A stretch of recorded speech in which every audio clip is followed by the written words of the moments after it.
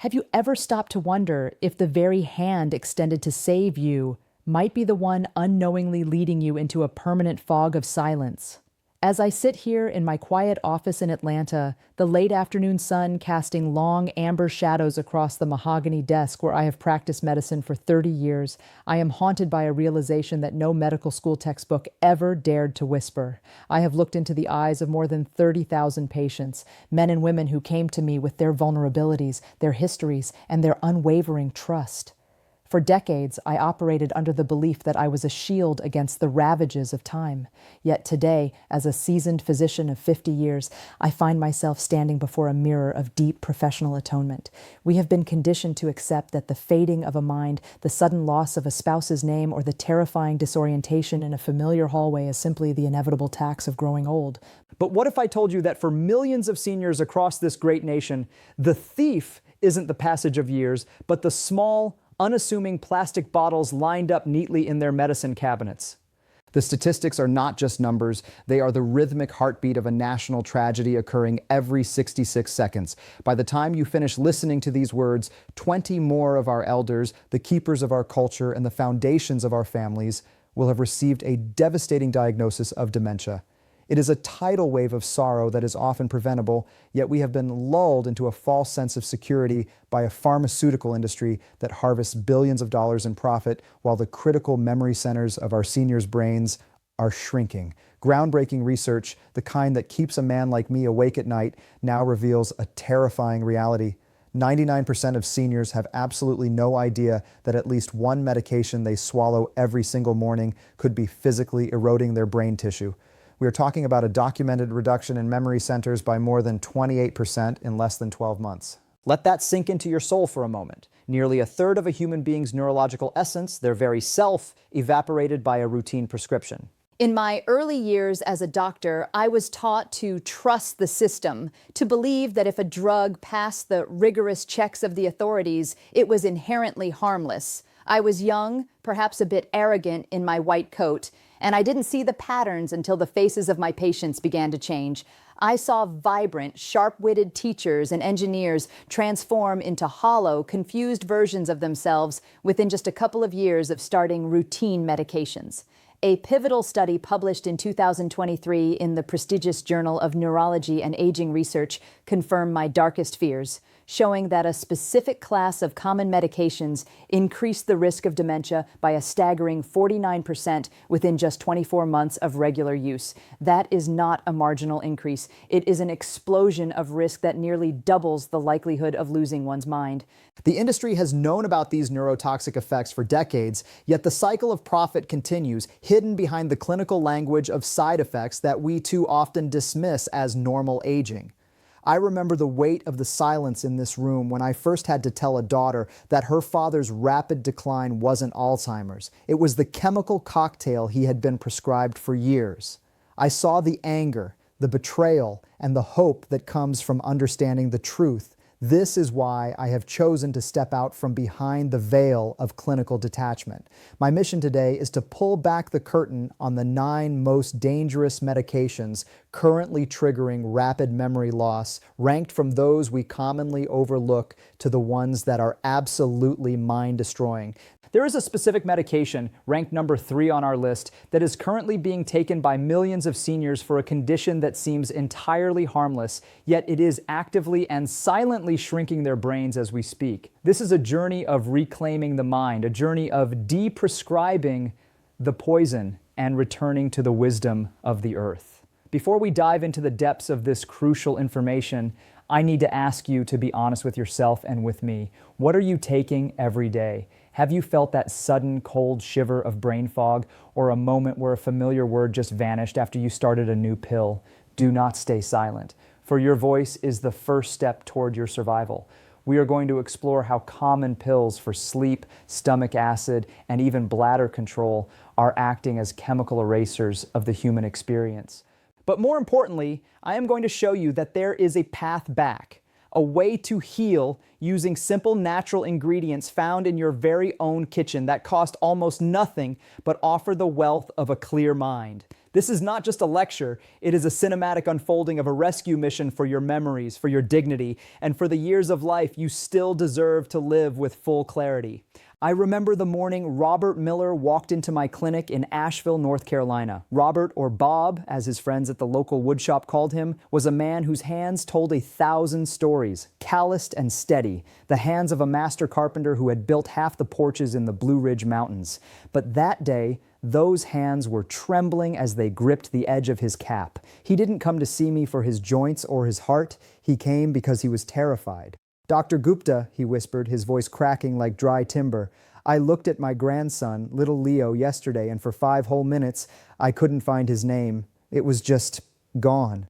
Bob had been struggling with nagging seasonal allergies and a stubborn case of insomnia that kept him tossing and turning as the mountain air cooled at night.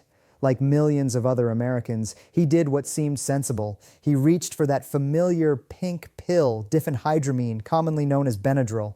It was cheap, it was over the counter, and it sat right there on his nightstand, promising a restful sleep and clear sinuses. He thought he was taking a harmless helper, but inside his skull, a silent war was being waged against his very identity. As a physician who has spent decades studying the delicate architecture of the human mind, I knew exactly what that innocent pink pill was doing to a man of 78. Diphenhydramine belongs to a family of drugs we call anticholinergics. Their primary mission is to block acetylcholine, a critical neurotransmitter that acts as the postal service of the brain, delivering messages that allow us to form new memories and maintain sharp alertness. When you are young, your brain has an abundance of this chemical, but as we reach our golden years, every drop of acetylcholine becomes as precious as water in a desert. By taking that pill every night, Bob was essentially cutting the phone lines in his hippocampus, the specific region of the brain responsible for long-term memory and spatial navigation. A groundbreaking study from 2023, published in the Journal of Geriatric Cognitive Health, revealed a chilling reality. Seniors who rely on these anticholinergic drugs regularly face a 54% higher risk of developing full-blown dementia compared to those who avoid them. Bob wasn't just getting older, he was chemically inducing a state of cognitive decay. The most heart-wrenching part was seeing Bob's internal struggle, the way he felt he was losing the blueprints to his own life. He described a feeling of being unmoored, as if the foundations he had built his family upon were shifting into sand. Clinical research has shown that these medications can actually shrink the physical volume of the brain's memory centers by over 28% in less than a year. Imagine nearly a third of your life's library simply vanishing because of a sleep aid. I sat with Bob for a long time, explaining that the PM or nighttime labels on his bottles were often just a disguise for the same dangerous ingredient. I told him we were going to stage a rescue. We didn't just stop the medication. We replaced the poison with the wisdom of the earth. I suggested a simple, inexpensive remedy from his own kitchen: tart cherry juice. Rich in natural melatonin and anti-inflammatory compounds, it would help his body find its own rhythm without suffocating his neurons. We also looked at local, raw honey to help his body adapt to the mountain pollen naturally. 3 months later, the man who walked into my office was not the ghost I had seen before. Bob's eyes were bright and his handshake had regained the firm, confident grip of a carpenter. He told me with a tear in his eye that he had spent the weekend teaching Leo how to sand a piece of oak, and not once did he forget the boy's name or the steps of the craft. The fog had lifted because we stopped the chemical erosion and gave his brain the space to breathe again. It is a powerful reminder that our medicine should never be the cause of our disappearance. For Bob, the solution wasn't a more expensive drug. It was the courage to look at that pink pill and realize it was a thief, and then returning to the simple red juice that nature provided. His story is a testament to the fact that when we remove the barriers we've placed in our own way, the mind has a remarkable, almost miraculous capacity to find its way home. Eleanor Thompson had spent 40 years as a librarian in the rain-washed streets of Portland, Oregon. She was a woman who lived by the alphabet. A woman for whom every memory was a carefully cataloged book on a shelf, but when she sat across from me, her elegance was shadowed by a profound, quiet despair. At 82, she told me she felt as though a fire was slowly spreading through her inner library. She wasn't forgetting where she put her keys. She was forgetting the plots of the novels she loved and the faces of the people she had served for decades. Eleanor suffered from chronic acid reflux, a burning in her chest that made every meal a trial. For 15 years, she had faithfully taken proton pump inhibitors, specifically Prilosec and Nexium. They were her purple protectors, prescribed by a well-meaning doctor years ago to shield her esophagus from the fire of stomach acid. She assumed they were as benign as a daily vitamin, but these protectors were actually acting as silent arsonists within her neurological pathways. The science behind Eleanor's decline is both fascinating and terrifying. PPIs are designed to shut down the acid-producing pumps in the stomach, but the body is a complex, interconnected web. Stomach acid isn't just an inconvenience. It is the essential key that unlocks the absorption of vitamin B12 from our food. Without enough acid, the B12 remains trapped. And for a senior, vitamin B12 is the very insulation that protects our brain cells. Without it, the myelin sheath, the protective coating around our nerves, begins to fray and disintegrate. In a landmark 2016 study published in JAMA Neurology, researchers examined over 73,000 seniors and found that regular users of PPIs had a 44% increased risk of dementia. But the damage goes even deeper than nutrient depletion. These medications have been scientifically shown to increase the accumulation of amyloid beta plaques, the toxic proteins that are the hallmark of Alzheimer's disease. Eleanor wasn't just losing her memory, her brain was being physically cluttered with chemical debris. I remember Eleanor looking at her hands, her voice trembling as she said, "I feel like I'm disappearing one page at a time, Dr. Gupta. Is this just what happens when the clock runs out?" It broke my heart to see a woman of such intellect believe she was broken when she was simply being poisoned by a safe medication. I explained to her that by suppressing her stomach acid so aggressively, she was also losing magnesium and calcium, minerals vital for the electrical signaling between her neurons. Her misfiring wasn't a death sentence. It was a cry for help from a starved brain. We began a careful journey of deprescribing. We didn't just yank the drugs away. That would cause a rebound of acid that would be unbearable. Instead, we turned to the healing power of the kitchen. I introduced her to DGL, a specific form of licorice root that coats the stomach naturally, and told her to start every morning with a simple ginger and manuka honey tea to stimulate her natural digestion without the burn. The transformation was nothing short of a cinematic rebirth. Within 6 months of tapering off the PPIs and focusing on B12-rich foods and natural digestive aids, the fire in Eleanor's library had been extinguished. She returned to my office not with a list of forgotten things, but with a book she had recently finished and could describe in vivid detail. She told me the fog had cleared and the shelves of her mind felt sturdy once again. It is a sobering lesson for all of us. We often treat the symptoms of our discomfort while inadvertently destroying the foundation of our consciousness. Eleanor's story shows that when we stop over-medicating and start nourishing, we can stop the burning of our memories. She regained her life not through a new pharmaceutical miracle, but by reclaiming her body's natural ability to absorb the nutrients it so desperately needed. She is no longer a patient waiting for the end. She is a librarian once again, her mind a vast and vibrant collection of all the years she has lived. In the moss-draped, humid beauty of Savannah, Georgia, Sarah Jenkins lived a life of grace until her own body began to feel like a stranger. Sarah, a 74-year-old retired school teacher, was a woman of impeccable dignity, yet she was being haunted by two ghosts, an overactive bladder and a creeping, terrifying mental mud.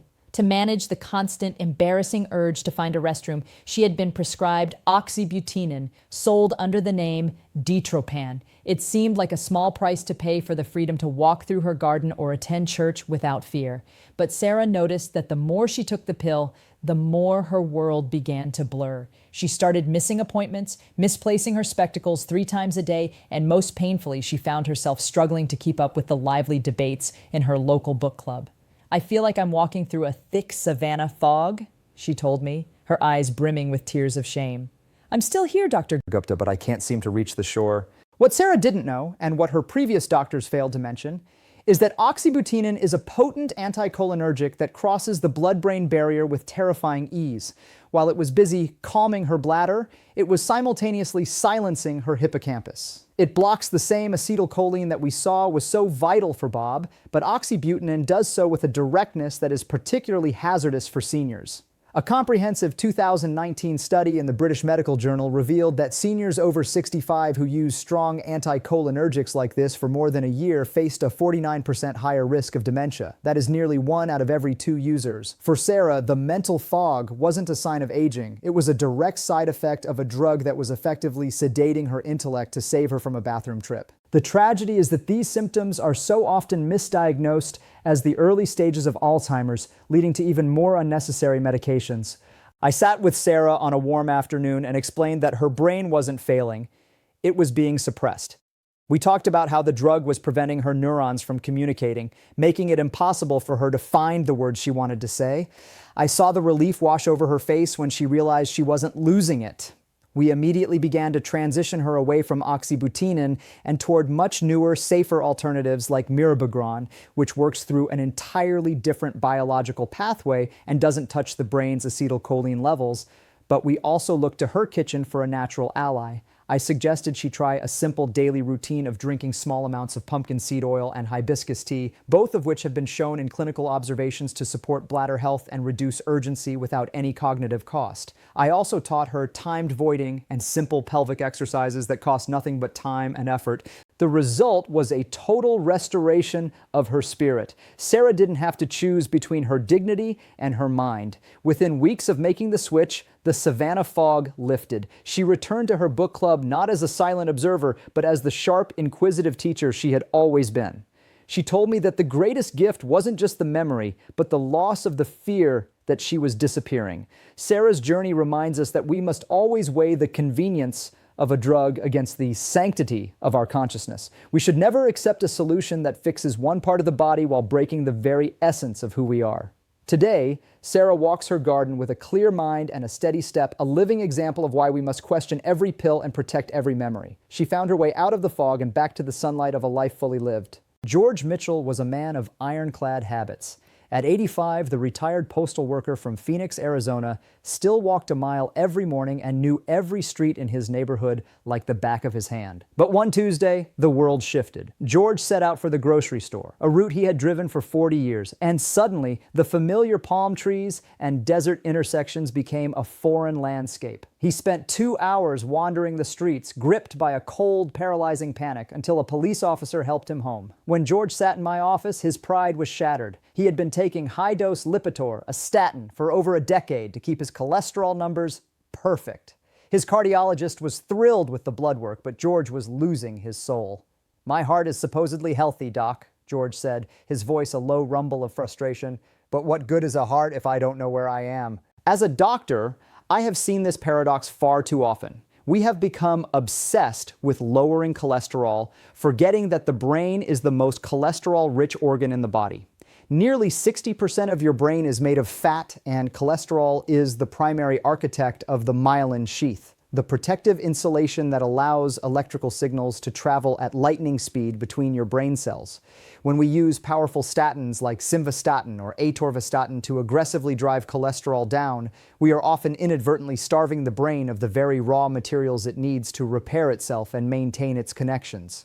A 2023 study in Frontiers in Aging Neuroscience found that seniors over 70 on long-term statins had a 26% higher risk of mild cognitive impairment. George wasn't just having a senior moment, his brain was literally suffering from a structural famine because of his heart medication. The terrifying thing for men like George is that the decline can be sudden and dramatic. He described frightening moments of total blankness where he couldn't recall a conversation he had 5 minutes prior. This is often the result of the brain's inability to maintain its synaptic plasticity without adequate fat. I explained to George that while heart health is important, numbers on a lab report shouldn't come at the cost of his autonomy. We discussed the fact that not all statins are created equal. Some, like pravastatin, are less likely to cross the blood-brain barrier. But more importantly, we looked at how George could manage his health through his kitchen. I encouraged him to embrace the good fat protocol, increasing his intake of extra virgin olive oil, walnuts, and wild-caught salmon, all rich in the omega-3 fatty acids his brain was screaming for. We worked with his cardiologist to carefully reduce his statin dose to the minimum necessary level. The transformation in George was like watching a wilted plant finally receive water. Within months, the episodes of confusion vanished. He regained the confidence to drive, to walk his mile, and to engage in the spirited political debates he loved. He told me he felt solid again, as if the connections in his head had been soldered back together. George's story is a vital warning for the millions of seniors on statins. We must stop treating the body as a collection of separate parts and start treating it as a whole. A healthy heart is useless without a mind to guide it. George didn't need to be a zombie to live a long life. He just needed a balance that respected his neurological needs. Today, he still walks those Phoenix streets, but now he knows exactly where he is going, and more importantly, he knows exactly who he is. In my 30 years of practice, few things have disturbed me more than the chemical cage created by a class of drugs called benzodiazepines. I've seen it happen to the best of us, a period of grief, a bout of insomnia, or a sudden spike in anxiety, and a well-meaning physician hands over a prescription for Xanax, Valium, or Ativan. At first, it feels like a miracle. The racing thoughts stop, the world feels soft, and sleep finally comes. But for many of my patients, that miracle slowly morphs into a nightmare of dependency and cognitive erosion. I think of the brilliant engineers and artists I've treated who, after just a few months on these drugs, found themselves moving through life like they were underwater. They weren't just calm, they were being progressively sedated into a state where their brains could no longer learn, adapt, or remember. This is the benzodiazepine trap, and it is one of the most significant contributors to drug-induced dementia in America today. The clinical evidence is devastating. A 2022 study published in the British Medical Journal followed over 8,000 seniors for 6 years and found that those who used benzodiazepines for more than 3 months had a 51% increased risk of developing Alzheimer's disease. These drugs work by enhancing GABA, the brain's natural brake system, but when you keep that brake pressed down for years, the engine eventually stalls. The brain loses its plasticity, its ability to form new neural pathways. For a senior, this means they stop learning new things, they become less flexible in their thinking, and they begin to experience profound memory gaps. I've heard patients describe it as emotional numbness, a feeling that they are disconnected from their own lives, watching themselves from a distance while their real self is trapped behind a fog of chemical sedation. The cruelest part of this trap is the withdrawal. Many of my patients tried to stop on their own, only to be met with such severe anxiety, tremors, and debilitating insomnia that they believed they needed the drug to survive. They didn't realize that the drug itself had rewired their brain to be dependent on it. I've sat with families who watched their vibrant grandmother turn into a ghost in her own home, sitting in her recliner for hours, staring at nothing. To break this cycle, we have to be incredibly gentle and patient. I never advise stopping these drugs suddenly. That can be life-threatening. Instead, we work on a micro-taper, slowly reducing the dose over months, and we look to the kitchen for help. Magnesium-rich foods like pumpkin seeds, dark leafy greens, and almonds can help naturally calm the nervous system, while chamomile and valerian root teas offer a gentle, non-addictive path to sleep. I've seen seniors emerge from this chemical fog and weep when they realize how much of their lives they've missed. One patient told me it felt like waking up from a 20-year nap, only to find the world had moved on without her. But the brain is resilient. Once the chemical brakes are lifted, the light begins to return. The trap can be escaped, but it requires a doctor who understands the depth of the addiction and a patient who is willing to walk the slow path back to reality. We must stop using these powerful sedatives as a first resort for the normal anxieties of life. True peace doesn't come from a pill that erases your mind. It comes from a body that is supported, a mind that is clear, and a spirit that is allowed to feel the full spectrum of human experience, even the difficult parts. Sometimes the most dangerous things are the ones we've lived with so long we stop questioning them. Amitriptyline, often sold as Elavil, is one of those relic drugs, an old-fashioned antidepressant that is still shockingly common in the medicine cabinets of American seniors. It's often used as a catch-all for chronic pain, shingles, migraines, or even just to help someone get to sleep. On the surface, it seems like a versatile, multi-use tool, but underneath that helpful exterior lies one of the most potent anticholinergic bombs in modern medicine. I've seen patients who have been on low-dose amitriptyline for 20 years slowly losing their mental sharpness while their doctors simply told them it was just part of getting old. but there is nothing normal about the chemical erosion of a human mind. The research is clear and terrifying. A massive 2015 study in JAMA Internal Medicine looked at over 3,400 seniors and found that those taking higher cumulative doses of anticholinergics like amitriptyline over a 10-year period had a 54% greater chance of developing dementia. This isn't a minor side effect. It is a fundamental altering of the brain's ability to communicate. Amitriptyline blocks acetylcholine so powerfully that cognitive decline isn't just a possibility. It's an expected outcome of long-term use. Patients often struggle with word finding, that frustrating moment where a common word is right on the tip of their tongue but remains unreachable. They feel foggy, their concentration slips, and they find it harder and harder to manage the complex tasks of daily life. And because the decline is so slow and invisible, nobody connects it back to the little pill they've been taking for years. I remember a patient who came to me for nerve pain that nothing seemed to touch. She had been on amitriptyline for a decade, and her family was convinced she was in the early stages of Alzheimer's. She was repetitive, confused, and had lost her spark. When I looked at her medication list, I saw the culprit immediately. We didn't just stop the drug, we looked for a safer way to manage her pain. We used a combination of topical capsicum cream made from the heat of chili peppers and increased her intake of anti-inflammatory spices like turmeric and ginger from her kitchen. We also used gabapentin, which, while not perfect, doesn't carry the same devastating anticholinergic weight. Within 6 months, her Alzheimer's had seemingly vanished. She was back to her old self, telling jokes and remembering the birthdays of all 12 of her grandchildren. It is a tragedy of modern medicine that we continue to use these sledgehammer drugs when scalpel solutions are available. We must be vigilant, especially with older medications that were approved in a different era of neurological understanding. Amitriptyline may have been a miracle in the 1960s, but today we know it is a silent thief of the mind. If you or a loved one is taking this drug, I urge you to have a hard conversation with your doctor. Do not accept aging as an explanation for a decline that started in a pharmacy. There is almost always a safer path, and your memories are worth the effort to find it. Reclaiming your mind often starts with identifying the hidden burdens we've been carrying for too long. In the world of mental health, we often look for the newest, most sophisticated treatments, and for a long time, paroxetine, better known as Paxil, was seen as a modern savior for those struggling with depression and anxiety.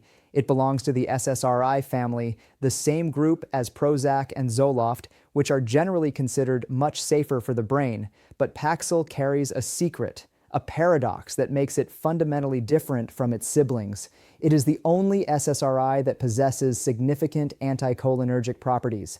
This means that while it is trying to boost your serotonin to make you feel better, it is simultaneously sabotaging your acetylcholine to make you forget. For a senior, this is a devastating trade-off. You might feel less anxious, but you are also becoming less you. The clinical data is sobering. A large 2021 review in Frontiers in Psychiatry showed that elderly patients taking Paxil experienced measurable declines in their short-term memory, their ability to recall words, and their overall attention span within just the first year of treatment. Even more alarming, they were 30% more likely to show the early warning signs of permanent cognitive impairment. The American Geriatric Society has officially placed Paxil on its Beers criteria, the do not use list for older adults, yet I still see it being prescribed every single week. I've seen patients who were started on Paxil to help them cope with the loss of a spouse, only to find that a year later, they couldn't even remember the details of their loved one's funeral. It is a cruel irony to stabilize a mood by erasing the memories that give a life its meaning. I remember a gentleman who came to me because he felt hollow. He was on Paxil for mild anxiety, but he told me he felt like his brain was running on half power. He couldn't finish a crossword puzzle anymore, and he felt a growing sense of confusion that only made his anxiety worse. We worked together to transition him to a much safer SSRI, like sertraline, which has virtually no anticholinergic effect, but we also focused on feeding his brain. We looked at B vitamins, B6 and B12, which are vital for mood regulation and can be found in simple foods like eggs, leafy greens, and fortified cereals. By supporting his brain's natural chemistry and removing the anticholinergic weight, his mental clarity returned along with a genuine, unmedicated sense of peace. The Paxil paradox is a reminder that we must look beyond the brand name and understand the deep chemistry of what we put into our bodies. Not all antidepressants are created equal, and for a senior, the choice can mean the difference between a sunset of clarity or a sunset of confusion. We should never settle for a better mood if it comes at the cost of our cognitive heritage. If you are on Paxil, ask your doctor why. Ask if there is a safer way. Your mind is your most precious possession, and it deserves a treatment that respects its delicate balance. Healing shouldn't require a sacrifice of your history. I want to tell you about Margaret Sullivan, Maggie to everyone who knew her as a dedicated nurse in Boston for 40 years. When Maggie's daughter brought her to my clinic, the woman I saw was a ghost.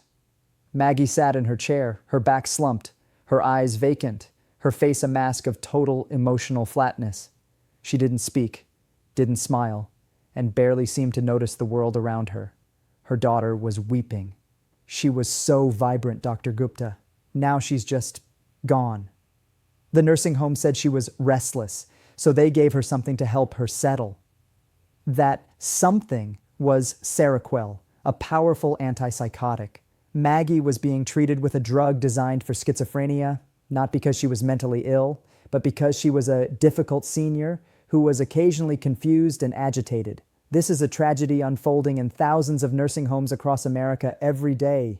The chemical restraint of our elders for the convenience of staff. The reality of these drugs is brutal. Antipsychotics like Seroquel, Risperdal, and Zyprexa aggressively suppress dopamine, the chemical of motivation, movement, and executive function.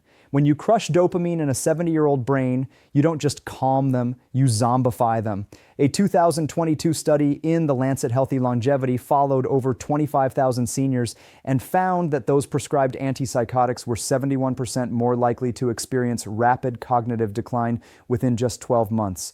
Even worse, these drugs carry a black box warning because they dramatically increase the risk of stroke and sudden cardiac death in seniors with dementia. Maggie wasn't settling down. She was being chemically lobotomized, her personality fading away while her family watched in helpless grief. I looked at Maggie's chart and then at her daughter, and I told her, we are going to bring her back. We didn't need more drugs. We needed to treat Maggie like a human being. We worked with the facility to taper her off the Seroquel and replace the chemical restraints with simple human interventions. We used sensory grounding, bright morning light to set her circadian rhythm, soothing music from her youth, and address the underlying pain in her hips that was likely causing her agitation. We also turned to her diet, using anti-inflammatory foods like blueberries and walnuts to support her brain's recovery.